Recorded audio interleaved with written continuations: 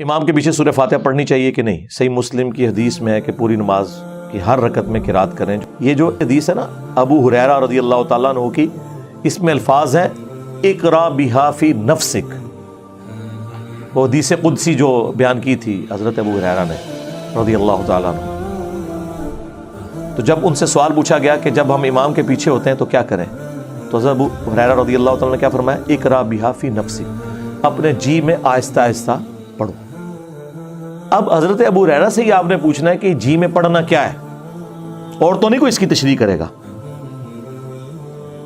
تو جز القراء امام بخاری کی کتاب میں حضرت ابو ہریرہ کا قول ہے کہ امام کے دو سکتے ہوتے ہیں، ایک فاتحہ سے پہلے اور ایک رکوع سے پہلے. تم ان سکتوں کو سورۃ الفاتحہ پڑھنے کے لیے غنیمت سمجھو. تو حضرت ابو ہریرہ صرف یہ نہیں بتا رہے کہ امام کے پیچھے فاتحہ پڑھنی ہے جی کے اندر، اس کا موقع اور محل بھی بتا رہے ہیں. حضرت ابو ہریرہ نے کہیں یہ نہیں کہا کہ امام بلند آواز سے پڑھ رہا ہے تو آپ بھی بلند آواز میں یا آہستہ آواز میں اس کے ساتھ ساتھ پڑھیں. نہ، انہوں نے کہا سکتوں میں پڑھو. نمبر 1. نمبر 2، اقرا بہا فی نفسک کا معنی یہ بھی ہو سکتا ہے اپنے جی میں پڑھنا. اس سے یہ الفاظ نہیں ثابت ہوتے کہ سرن پڑھو، آہستہ آہستہ. نفسک یعنی اپنے جی کے اندر اندر، یعنی اس کے ساتھ ساتھ تم اپنے تصور میں پڑھتے جاؤ. تو وہ تو ہم پڑھ رہے ہوتے ہیں، جب ہم فاتحہ غور سے سن رہے ہوتے ہیں ہم ساتھ ہی پڑھ رہے ہوتے ہیں، اینڈ پہ آمین کہہ دیتے ہیں.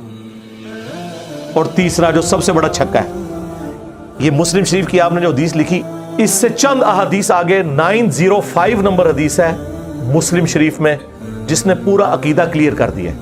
اور وہ حدیث ایسی حیران کن حدیث ہے کہ اس میں امام مسلم نے اپنے کومنٹس بھی ڈالے ہیں.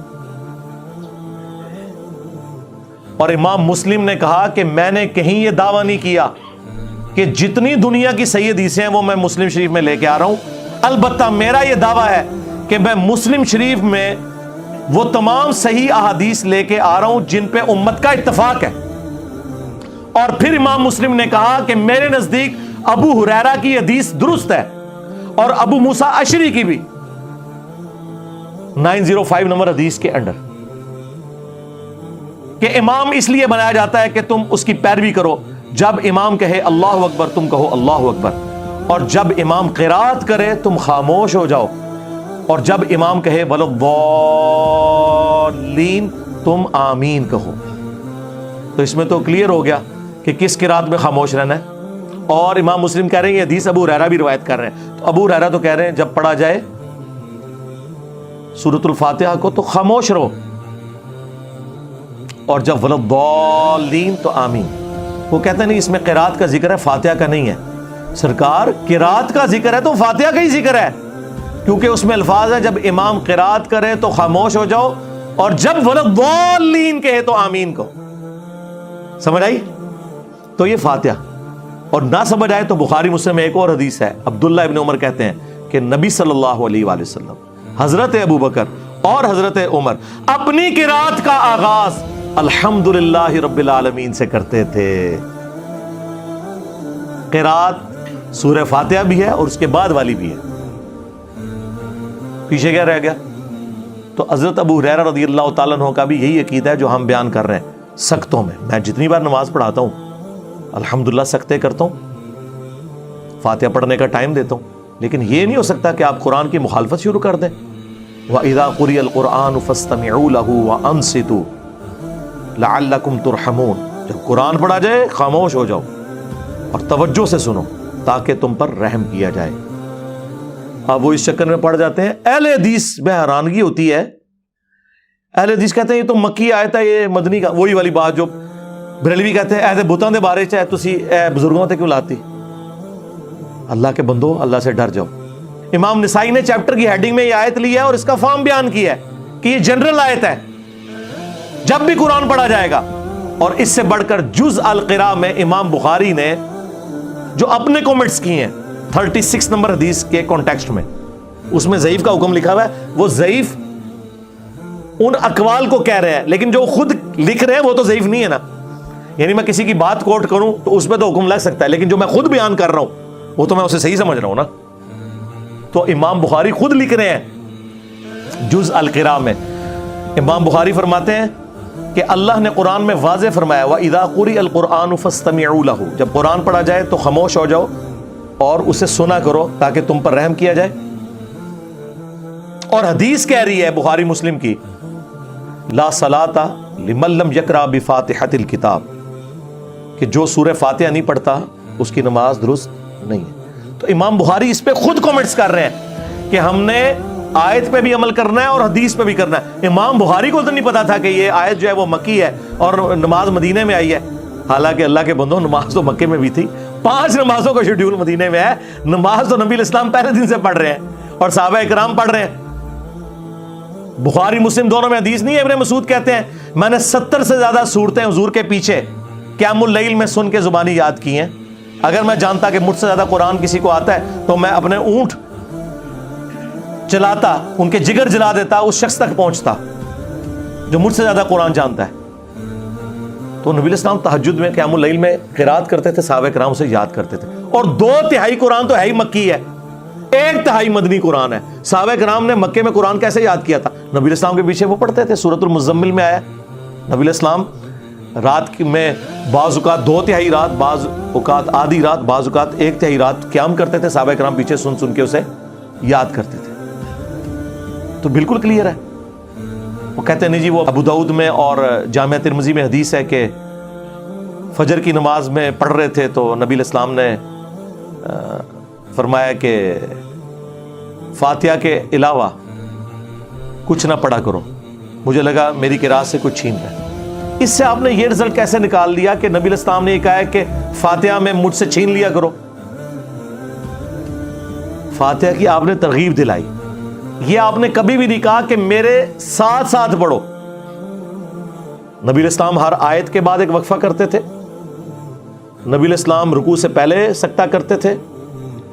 تو حضرت ابو ہریرہ کی وہ بات یاد رکھیں، ان سکتوں کو غنیمت جاننا ہے، اور بلکہ جز القراء میں امام بخاری نے نقل کیا ہے کہ ہمارے سلف تابعین کے حوالے سے کہ وہ سکتے کیا کرتے تھے اور امام انشور کرتا تھا کہ پیچھے والے ان سکتوں میں قرآن سورہ فاتحہ پڑھ لیں۔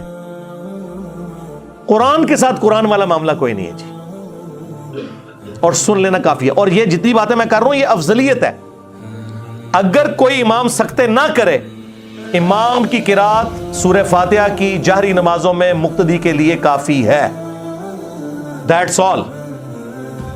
سرن نمازوں میں یقیناً آپ نے پڑھنا ہے۔ اور کتنی حیران کن بات ہے کہ ٹوٹل 17 رکھتے ہیں فرض، ان میں سے 6 صرف جہرن ہے، 11 سرن ہے۔ عشاء کی آخری 2 سرن، زور کی 4 کی 4 سرن، عصر کی 4 کی 4 سرن، اور مغرب کی آخری 1 سرن۔ زیادہ نماز تو ہے ہی سرن ہے، اس میں آپ نے دکانوں کا حساب نہیں کرنا، بلکہ امام کے پیچھے فاتحہ بھی پڑھنی ہے۔ بلکہ سنن ابن ماجہ میں حدیث ہے، جابر بن عبداللہ رضی اللہ تعالیٰ عنہ کہتے ہیں کہ ہم نبی صلی اللہ علیہ وآلہ وسلم کے پیچھے سورہ فاتحہ اور قرآن بھی پڑھتے تھے۔ یہ نہیں کہ فاتحہ پڑھ کے خاموش ہو جانا ہے، بعض لوگ فاتحہ پڑھ کے خاموش ہو جاتے ہیں زور اثر میں، نہ، جتنا قرآن یاد ہے پڑھتے جائیں۔ ہاں، کیوں؟ بخاری مسلم میں حدیث ہے کہ نبی علیہ السلام کی زور اثر کی جو پہلی 2 رکھتے ہیں ان کا قیام 30 آیات کے برابر ہوتا تھا، سورہ فاتحہ کے بعد 30 آیات۔ تو صحابہ کرام وہ 30 آیات میں خاموش رہتے تھے، نہیں پڑھتے تھے قرآن، اور آخری 2 کا قیام 15 آیات کے برابر ہوتا تھا۔ مراد آخری 2 میں بھی سورت پڑھ سکتے ہیں، لیکن بخاری مسلم میں یہ ہے کہ نبی علیہ السلام بسا اوقات فرض کی آخری 2 رکعتوں میں سورہ فاتحہ پہ ہی اکتفا کرتے تھے، سورت نہیں ملاتے تھے۔ بخاری مسلم کے الفاظ ہیں، نبی علیہ السلام بعض اوقات جو قرآن پڑھتے تھے 1-2 آیتیں اونچی بھی پڑھ دیتے تھے زور اثر میں، تاکہ ہمیں پتہ چل جائے کہ آپ کون سی سورت کی تلاوت کر رہے ہیں۔ ایک ایک چیز موجود ہے، مجھے بتائیں، یہ کہتے ہیں ہمارے بزرگوں نے اگر دین نہ جمع کیا ہوتا تو دین برباد ہو جاتا، برباد ہی تھوڑے بزرگوں نے کیتا ہے۔ اللہ دے بندے ہو، صرف بخاری مسلم اتنی ٹینیس ڈیٹیل موجود نے، میرے سے پہلے کسی بزرگ کو توفیق نہیں ہوئی ہے کہ وہ بیان کرے کہ نبی علیہ السلام کا قیام کس طرح کا ہوتا تھا، کتنی آیات اس میں پڑھتے تھے، لینتھ کتنی ہوتی تھی، ایک ایک چیز۔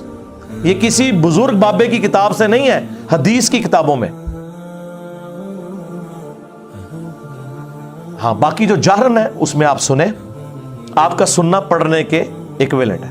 اور اگر آپ لیٹ شامل ہوئے اور آپ نے فاتحہ نہیں سنی تو اللہ تعالیٰ نے اس معاملے میں آپ کو ریلیکس کیا ہے.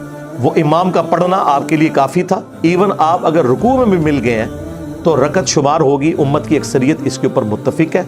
اور یہ جو میں آپ کو عقیدہ بتا رہا ہوں جہرن والا, اس میں اگر تھوڑا سا کوئی تفرد بنتا ہے نا تو وہ امام بخاری کا ہے, ورنہ باقی سارے سنی اور شیعہ دونوں متفق ہیں. شیعہ کے نزدیک بھی جہرن نمازوں میں آپ نے سن لیا تو کافی ہے, پڑھنے کی ضرورت نہیں ہے. اور اہل سنت میں بھی چاروں امام قائل ہیں, امام حنیفہ, امام شافعی, امام احمد بن حنبل, امام مالک جو بڑے امام ہیں, کہ رکوع میں رکعت مل جاتی ہے. علماء عرب سارے قائل ہیں. یہاں پہ اہل حدیث کی اکثریت قائل نہیں ہے, لیکن اہل حدیث میں بھی لوگ قائل ہیں. رہ گیا جہری نمازوں میں سن لینا کافی ہے.